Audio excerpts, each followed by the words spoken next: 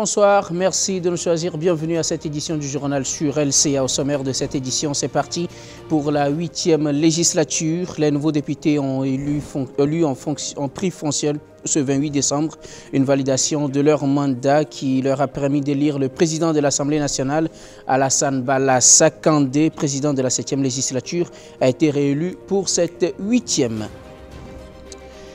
La pivirine est loin de faire l'unanimité auprès des professionnels de la santé au Burkina Faso dans le traitement du Covid-19. Quand certains défendent le produit, d'autres pointent du doigt ses insuffisances.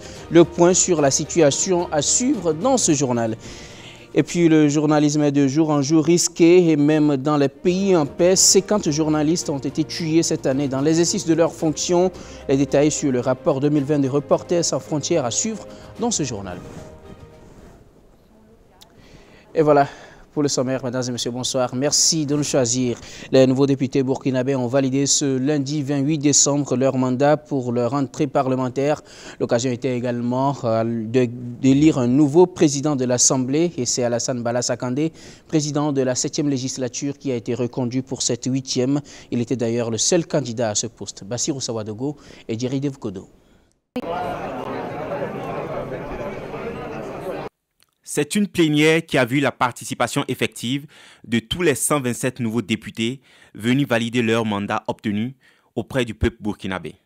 Mais une plénière surtout consacrée à l'élection du nouveau président de l'Assemblée nationale. Seul candidat, le président sortant Alassane Bala Sakandé l'a remporté sans coup féri par 123 voix sur 127, à l'issue d'un vote secret. Il garde donc le perchoir. Une simple formalité peut-être, mais Alassane Bala Sakandé mesure avec humilité l'énormité de la tâche qu'il attend à la tête d'une représentation nationale renouvelée à près de 50%. Comme je l'ai dit dans mon propos, c'est une charge et je la prends avec philosophie et humilité. Je voudrais remercier l'ensemble des députés, aussi bien de la majorité que de l'opposition. Remercier également le peuple burkinabé. Parce que n'eût été leur suffrage, on n'aurait pas eu de députés ici. Et donc pour moi, c'est dire merci au peuple, dire merci à l'ensemble des députés. Pour moi, il n'est pas question de record ou de score, mais ceux qui ont gagné ce soir, c'est la démocratie, c'est le peuple burkinabé qui a gagné ce soir. Nous sommes là, comme je l'ai dit, par le peuple et pour le peuple. Et donc pour moi, c'est une continuité. Nous ne devons pas nous limiter aux seules fonctions des députés qui est de voter la loi, consentir l'impôt et contrôler l'action du gouvernement. Nous devons travailler à faire en sorte que les députés, l'élu, le parlementaire soient le plus proche possible du citoyen burkinabé. L'ambiance était bon enfant à cette prise de contact avec l'hémicycle, surtout pour ceux qui y arrivent pour la première fois. En tout cas, ils étaient là. Tous au grand complet, arborant en bandoulière leurs écharpes aux couleurs nationales. Et c'est parti pour 5 années d'engagement auprès du peuple burkinabé.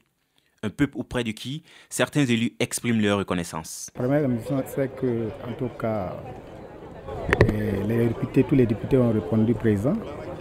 Et au niveau de l'Assemblée, on sent que réellement il y a une certaine cohésion entre les députés. Nous, les députés entrant parce qu'ils viennent d'arriver au niveau de l'Assemblée pour la première fois. Donc, j'en sais pas trop, mais néanmoins, je sais qu'en tout cas, pour un début, c'est déjà bien. Donc, c'est déjà un sentiment de reconnaissance à l'endroit de la population, à l'endroit du peuple burkinabé qui nous a fait confiance en nous accordant donc ce mandat de 5 ans qui démarre. Et puis, deuxièmement, donc, c'est un sentiment de fierté d'appartenir à une nation qui, malgré le défi sécuritaire, malgré le défi sanitaire, malgré donc les difficultés sur le plan socio-économique, a réussi donc à organiser des élections libres, transparentes, équitables et justes, comme l'a reconnu le Conseil constitutionnel, donc, qui est la plus haute instance chargée de la validation et de la proclamation des résultats. Merci. C'est vraiment un plaisir pour moi de représenter mon parti, de représenter les populations qui nous ont choisis pour faire part en tout cas de cette 8e législature. Tout ce que je souhaite, c'est que cette 8e législature se déroule dans la paix, dans la quiétude, dans la convivialité comme cela a toujours été ici à l'Assemblée nationale. avec vraiment beaucoup d'entente entre les députés, entre les différents groupes parlementaires, afin que ce soit mis au devant de tout les préoccupations de nos populations. La 8e législature n'a pas trop fait de cadeaux à l'autre moitié du ciel. Seulement 8 femmes sur les 127, soit 6,29%. 41 députés de la nouvelle législature ont déjà siégé en partie ou en totalité dans la 7e législature qui s'achève ainsi. Le plus jeune des députés entrants est âgé de 31 ans et le plus âgé de 72 ans. Le ministère de la Santé a tenu ce mardi 29 décembre sa deuxième session du conseil d'administration du secteur ministériel CACEM de l'année 2020. Ce CACEM est le deuxième bilan semestriel des activités du département de la santé au cours de cette année. Les acteurs de la santé réfléchissent également sur les nouvelles stratégies de riposte en matière de la santé publique dans le contexte de Covid-19. Les précisions avec Achille Ouedraogo et Mamadou Soare.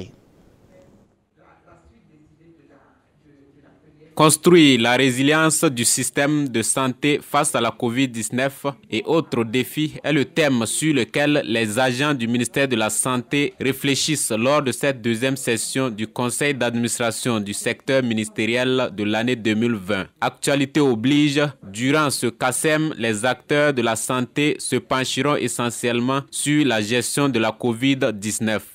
Face à cette pandémie, le département, comme un seul homme, s'est engagé auprès des populations pour lutter contre la pandémie et puis réduire ses effets délétères en matière de santé.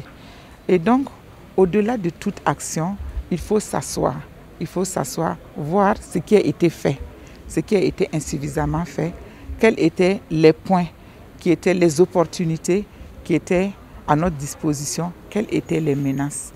Et donc, c'est le lieu pour nous de nous asseoir au niveau de cette session du conseil d'administration de notre département ministériel, de nous asseoir, voir en 2020, le deuxième semestre de 2020, qu'est-ce que nous avons pu faire, qu'est-ce qu'il nous reste à faire pour que, bien sûr, pour entamer l'année 2021 parce qu'on ne peut pas tout finir. Ce deuxième CACEM du ministère de la Santé jettera également un regard analytique sur les résultats d'évaluation finale du plan national de développement sanitaire et du plan national de développement économique et social qui arrivent à terme en cette année 2020. Cette session nous donnera l'occasion de prendre possession du rapport d'évaluation du plan national de développement sanitaire 2011-2020 et de tirer des recommandations, des insuffisances, des forces et des faiblesses pour écrire le nouveau plan 2021-2030. C'est également pour nous un moment important pour donner les bases des orientations pour le nouveau plan de développement économique et social de tout notre pays. L'Organisation mondiale de la santé n'est pas restée en marge de cette rencontre des acteurs de la santé. L'OMS a tenu à rappeler que la lutte contre la Covid-19 ne devrait pas étouffer la lutte contre les autres pandémies. On ne s'est pas limité à la Covid parce qu'au-delà de la Covid, il y a les autres pathologies qui restent et nous nous évertuons à attirer l'attention du ministère de la Santé pour que les autres pathologies ne tuent pas plus les gens que la Covid. Quand par exemple vous avez quelqu'un qui est diabétique, hypertendu ou qui a la tuberculose ou le VIH-Sida, il faut que, à côté de la lutte contre la Covid, on s'organise pour pouvoir continuer de donner les soins à ces gens-là. Sinon, ils peuvent mourir parce qu'ils n'ont pas reçu les soins et qu'on s'est focalisé sur la Covid. Donc, à la résurgence des cas de Covid-19 dans notre pays, les agents du ministère de la Santé réfléchiront également sur de nouvelles stratégies de riposte durant les travaux de cette deuxième session du conseil d'administration du secteur ministériel. L'association des blogueurs du Burkina ABB était en conférence de presse ce mardi à Ouagadougou, occasion pour les conférenciers de présenter les résultats du monitoring de la campagne électorale sur les réseaux sociaux. Selon l'ABB, la situation est globalement satisfaisante, même s'il y a encore des défis à relever. Et pour cela, elle formule des recommandations. Les détails avec Bassirou Sawadogo, Colette Ilboudo et Farida Toukabouré. Dans le cadre du programme d'appui au processus électoral, l'Association des blogueurs du Burkina a mené du 15 au 30 novembre 2020 des opérations de monitoring de la campagne électorale sur les réseaux sociaux afin de contribuer à des élections transparentes et apaisées par la veille citoyenne sur le ton de la communication électorale sur les réseaux sociaux. Pour la présidente de l'Association des blogueurs du Burkina, le bilan des observations faites au cours de ce monitoring est satisfaisant. La période de pré-campagne n'a pas été respectée sur les réseaux sociaux par les partis politiques et leurs candidats. La virulence des commentaires négatifs et propos offensifs ont été plus adressés aux partis politiques que nominativement, c'est-à-dire directement à leurs candidats. Plusieurs débats sur le réseau social Facebook ont beaucoup plus porté sur les railleries, les moqueries que sur des débats de fond sur les programmes des candidats. Le pacte de bonne conduite du Conseil supérieur de la communication n'a relativement pas été respecté sur le média social Facebook, principalement observé. Le jour du scrutin, Facebook a servi à la dénonciation de manquements portant sur l'organisation du scrutin. La présidente des blogueurs a aussi indiqué un engouement autour des internautes durant tout le processus électoral. Néanmoins, des insuffisances ont été relevées, notamment l'absence de la gente féminine sur les différents débats, la présence sur les réseaux sociaux des formations politiques et des acteurs moins connus. Au regard des limites et différents manquements observés à travers ce monitoring des réseaux sociaux, il faudra, comme recommandation, renforcer le cadre juridique de l'utilisation des réseaux sociaux par les partis politiques, exiger la déclaration auprès du Conseil supérieur de la communication des pages officielles des candidats et ou des partis politiques engagés dans le processus électoral. Le monitoring de la campagne électorale sur les réseaux sociaux est un volet du programme d'appui au processus électoral 2020-2021 mis en œuvre par l'ONG Diaconia, dont le but est de contribuer à la régularité et la transparence du processus électoral à travers une sensibilisation massive avant les élections. Depuis quelques semaines, la question de l'utilisation de l'apivirine dans le traitement du Covid-19 au Burkina Faso pose problème et divise les acteurs du domaine de la santé. Par communiqué interposé, certaines structures dénoncent l'illégalité de l'usage du produit sur les humains et les conséquences négatives qui peuvent en découler. D'autres, par contre, en font l'apologie et présentent ses qualités. Aimé Sawadogo. La question de l'apivirine divise les acteurs du domaine de la santé. Dans un communiqué daté du 22 décembre 2020, le professeur Martial Ouedraogo, pneumologue, vantait les mérites de cette molécule utilisée dans le traitement du Covid-19 au Burkina Faso avec des chiffres à l'appui. 45 patients, tous consentants, ont été recrutés et 38 ont présenté une guérison virologique dont le temps de traitement est de 4 à 21 jours. Pourtant, l'étude sur les humains est interdite. Le communiqué de l'Ordre des médecins du 28 décembre cite l'article 3 de la loi portant code de la santé publique. Aucun essai clinique ne peut être entrepris au Burkina Faso sans une autorisation délivrée par le ministère de la Santé après avis d'un comité technique d'examen des demandes d'autorisation d'essais cliniques.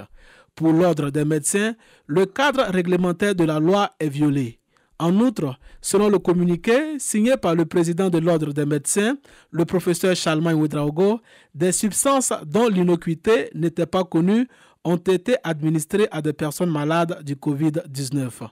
Pourtant, dans un autre communiqué, daté du 23 décembre 2020, Dr Sylvain Ouedraogo, pharmacologue, directeur de l'Institut de recherche en sciences de la santé, IRSS, informait qu'après une étude menée par une équipe de chercheurs de l'Institut avec comme investigateur principal le professeur Martial Ouedraogo, ce médicament présente une bonne qualité pharmaceutique et un bon profil d'innocuité. Ces résultats suggèrent que dans les conditions normales d'utilisation, l'apivirine ne présente pas de risque inacceptable pour la santé humaine. S'appuyant sur l'article 3 de la loi portant code de la santé publique, l'Agence nationale de régulation pharmaceutique, dans une note adressée à l'hôpital Yalgado Ouedraogo le 22 décembre, informait de la suspension du traitement de toute demande d'autorisation d'essai clinique devant être abritée par la structure pour une durée de 6 mois. L'Ordre des médecins a porté plainte contre toute personne physique et morale impliquée dans la recherche clinique sur la pivirine menée sur l'humain. Dans la soirée du 28 décembre, une note non authentique d'un réseau de médecins non favorable aux propos du président de l'Ordre des médecins circulait. Dans son message, ce réseau de médecins dit avoir suivi avec beaucoup d'intérêt les sorties médiatiques du professeur Charlemagne Ouedraogo sur les essais cliniques, notamment la pivirine, et qu'il supportait de plus en plus difficilement les avis politico-médiatiques du président de l'Ordre des médecins. La coalition JAM poursuit ses tournées de prêche pour la paix et la cohésion entre les populations des zones affectées par la crise sécuritaire au Burkina Faso. Après la ville de Djibo, c'est la ville de Fada dans l'est du Burkina Faso qui a reçu la caravane de la paix et la cohésion sociale. C'était ce 25 et 26 décembre au centre épiscopal Mariam Djouali de la ville de Fada. Amadou Diko nous en fait le compte-rendu. C'est au centre épiscopal Mariam Djouali de la ville de Fadangourma que la coalition JAM pour la paix et la cohésion sociale a animé son forum entre leaders d'opinion de la région de l'Est dans la quête d'une solution durable à la crise sécuritaire dans cette partie du Burkina Faso. Occasion qui privilégie le dialogue entre les couches sociales pour le retour de la paix. Durant les séjours à Fadangourma, les acteurs du Vivre Ensemble ont animé des ateliers, fait des prières pour le renforcement de la paix, de la cohésion sociale et de la sécurité. Selon les organisateurs, le TAP de Fada a fourni des échanges fructueux. Les échanges étaient très fructueux parce qu'on a donné surtout aux gens, on leur a donné l'occasion, à certains moments on pourrait dire entre griffes, de se défouler, de dire ce qu'ils avaient sur le cœur. Et c'est une manière également de leur permettre de trouver un certain nombre de solutions. Et il y avait non seulement, ils devaient nous dire quels sont les germes de ces conflits-là, mais également nous donner, selon eux, la solution qu'ils pourraient présager. Ce forum de la paix et de la cohésion sociale, initié par la coalition JAM, est aussi une opportunité pour toutes les communautés du Burkina de mener ensemble des réflexions endogènes pour la reconstruction de leurs rapports sociaux et la promotion du vivre ensemble. On nous appelle le pays des hommes intègres. Quand on voit le pays des hommes intègres, on voit par exemple à l'Est comment les gens ont vécu, comme un peu partout ailleurs. Nous avons vécu tellement bien dans la paix, la solidarité, la cohésion sociale. Nous avons partagé tout ce qu'on avait ensemble, nos repas, etc., etc. Et nous avons fêté les naissances et nous avons pleuré nos décès. Nous avons apporté notre soutien de différentes façons. Et aujourd'hui, tout a disparu. C'est tout cela qu'il faut reconstruire. Et c'est pour cela que nous sommes contents. Parce que nous avons l'occasion, enfin, de mieux échanger pour recoller les pots cassés. Les participants ont proposé des actions qui doivent être menées dans l'urgence afin d'éradiquer la crise sécuritaire et son corollaire de stigmatisation, de repli identitaire, entre autres. La question de la réinsertion sociale des jeunes burkinabés ayant pris les armes a été également abordée. Il est utile et même très important que nous pensions à la vie d'après le terrorisme ou bien d'après l'égaré. Sinon, il faut créer des conditions pour sa réinsertion et cela passe par la déradicalisation. Et là également, les acteurs qui sont impliqués, c'est quoi? C'est la famille, la communauté, la société civile, la collectivité et l'État. Plusieurs centaines de participants organisés en atelier ont paraphé une déclaration qui sera transmise à qui de droit. Cette déclaration de Fada insiste sur les actions fortes et urgentes qui doivent être entreprises pour le renforcement de la paix et de la quiétude. Je pense que ce que je viens d'apprendre par rapport à la déclaration, je crois que partout où vous êtes passé, c'est le même langage qui a été lancé. Je crois que c'est un très bon langage et je crois qu'il faut aller dans ce sens. Il faut vraiment l'accompagner. Il faut, en tout cas pour ce qui nous concerne, je crois que nous, on mettra tous les moyens qu'il faut pour que cette déclaration arrive au plus haut niveau, le plus tôt possible. Une cérémonie de remise de dons aux personnes déplacées internes de la ville de Fada, d'une valeur de plus de 3 millions de francs CFA, a couronné les activités de la coalition. Après Djibo et Fadangourma, ce sera le tour des autres localités en proie à l'insécurité d'accueillir l'équipe de Cheikh Moussa Sissé qui a pour principal objectif de ramener la paix et la cohésion au Faso. Corruption, mafia, détournement de fonds, réseaux criminels, bien d'autres sujets font également les choux gras des journalistes d'investigation. Seulement, bon nombre d'entre eux sont tués dans l'exercice de leurs fonctions depuis quelques années. Selon le rapport de Reporters sans frontières pour cette année 2020, ils sont 50 journalistes tués dans le monde. La plupart sont des journalistes d'investigation et ont trouvé la mort dans des pays surtout en paix. Les détails. Alors, en fait, Reporters sans frontières a noté depuis plusieurs années que les journalistes d'investigation étaient vraiment dans le collimateur des États ou des cartels, visés pour cela parce qu'ils enquêtent sur des cas de corruption locale, sur les mafias, sur les réseaux criminels. On voit au Mexique, par exemple, il y a cette année 8 journalistes tués, 8 journalistes qui ont enquêté sur des cartels. Ils étaient 10 l'an dernier et le Mexique est toujours en tête, donc un pays en paix, toujours en tête des pays les plus meurtriers pour les journalistes. Même si la pandémie a empêché un certain nombre de reportages, il se trouve que les journalistes ont été particulièrement attaqués et le fait que les journalistes soient victimes d'exactions, soient blessés, visés dans les manifestations est une tendance qu'on voit se développer. On le voit partout dans le monde, on l'a vu en France bien sûr récemment avec la proposition de loi sécurité globale et notamment les rassemblements contre l'article 24. Donc c'est quelque chose qu'on voit partout, on le voit au sein de l'Union européenne, on le voit en Asie, on le voit en Afrique, on le voit sur le continent bien sûr américains, notamment aux États-Unis avec l'affaire Floyd. Les journalistes qui couvrent les manifestations sont attaqués, ils dérangent au même titre que les journalistes d'investigation et ils sont de plus en plus visés.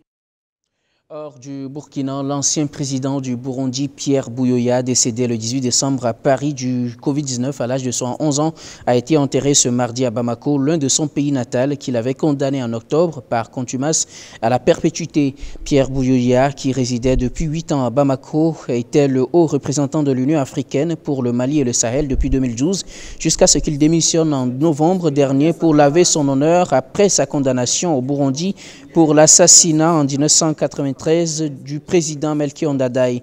Une messe de funérailles a été célébrée ce mardi matin à la cathédrale du Sacré-Cœur par le cardinal et archevêque de Bamako, Jean Zerbo, devant une centaine de personnes dont l'épouse et les 3 enfants de l'ex-président et des représentants de l'État malien, de l'Union africaine et de l'Union européenne. Il faut aussi signaler la présence de parents, amis et ex-collaborateurs venus du Burundi, mais pas une délégation officielle du gouvernement burundais. Revenons au Burkina Faso pour parler de cette joyeuse rente reçue par une tontinière ce mardi. C'est à Kouba, à quelques encablures de Koubri, que Azileta Zungrana, initiatrice de la tontine immobilière, en collaboration avec le groupe CGE Immobilier, a donné la joie à cette tontinière en la faisant propriétaire d'une nouvelle maison. À la suite, d'autres membres de cette tontine immobilière attendent leur tour. Les détails avec Yannick Sawadogo et Assanatou Traoré. Après 33 mois de cotisation, Stéphanie Yvette Bassolé est désormais propriétaire de cette villa de type œillet F3 de la cité Baobab du groupe CGE Immobilier d'une valeur de 11 800 000 francs CFA. Selon elle, l'on est bien mieux que chez soi. Joie et honneur sont les sentiments qui animent la nouvelle propriétaire. Elle invite ceux qui sont encore réticents à faire confiance à la tontine immobilière. Sentiment de joie déjà. Je me sens vraiment honorée parce que c'est grâce à Adja qu'aujourd'hui moi aussi je peux dire que je suis propriétaire, nouvellement propriétaire de maison. Donc je suis vraiment heureuse, je suis vraiment contente. Et j'invite les gens qui hésitent qu'ils soient de tontine ou quoi. Non, c'est pas parce que c'est une tontine que c'est pas une maison, ça reste une maison que tu auras eu au finish à la sueur de ton front. Voilà, donc j'invite vraiment les personnes qui sont intéressées, des personnes qui savent que chaque fin du mois, ils doivent débourser 80 000, 100 000, 200 000 pour payer un loyer qui ne va jamais leur appartenir, à souscrire à ces genres de tontines-là et afin d'être aussi propriétaire un jour. Pour Alizeta Zungrana alias Adja Beni, cette tontine immobilière n'est pas sa première initiative. À partir de 2018, j'ai commencé sur les réseaux sociaux. Et il y a beaucoup de mes tontineuses qui me demandaient « Ah, mais Alia, tu fais tontine argent, bijoux, ciment, mais pourquoi tu ne fais pas l'immobilier? On serait intéressé par les parcelles, par les maisons. » Donc, c'est cette année seulement que je suis allée voir CGE pour négocier un partenariat afin d'organiser ma tontine. Voilà, j'ai lancé, j'ai eu au moins 25 personnes pour commencer. Pour un début, il y a des gens qui sont un peu réticents, mais bon, ceux qui m'ont fait confiance sont là. Et il y a beaucoup qui comptent venir nous voir d'ici début février. Puisqu'il y a une deuxième vague qui sera lancée en février et il y a beaucoup de gens qui seront là, surtout les gens de la diaspora.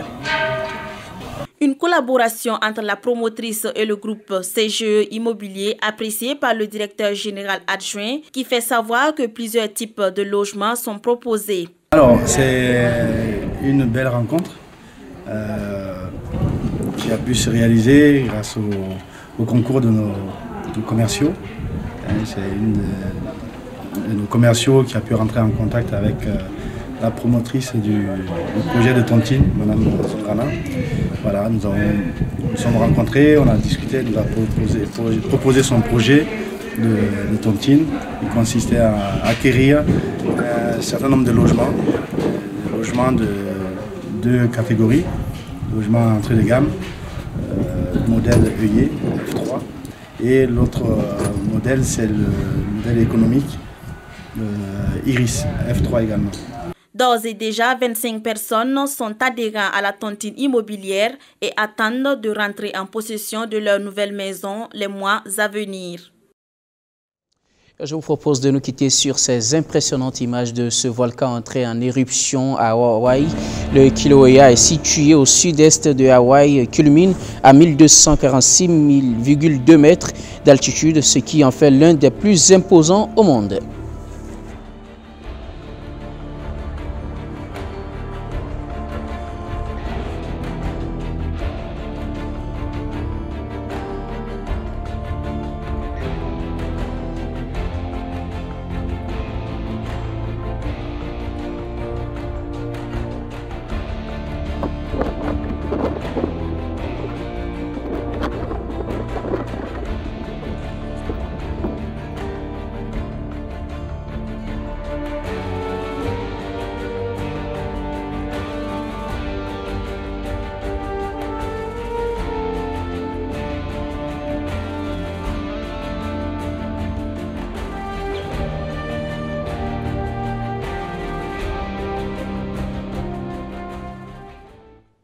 Et voilà, c'est sur ces impressionnantes images que prend fin cette édition. Merci à vous de l'avoir suivi. Également, merci à toutes les équipes techniques et rédactionnelles qui nous ont accompagnés à préparer et à vous la présenter. Très bonne suite des programmes sur LCA.